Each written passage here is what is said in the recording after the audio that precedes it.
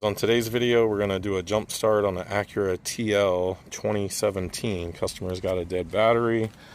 I got my NOCO Boost Pro GB150 right here plugged into it. It has a voltage output.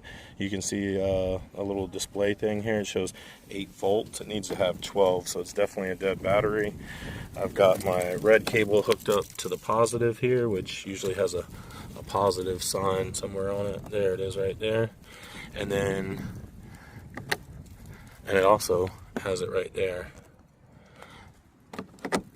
Put my red one on there. I already had the black connected, but you know, and this is the negative. It has the negative sign right there.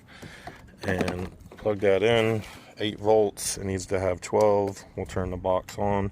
You can get this box and down on my tagged products, or you can get a GB40 or 50 or 70.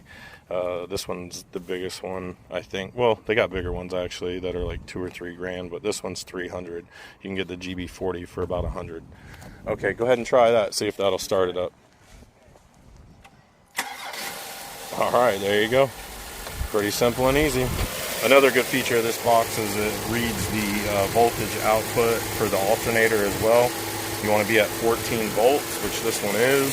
That means the alternator, which is that thing right there, is working and charging, and it just has a dead battery from either someone leaving the light on or it just aged out.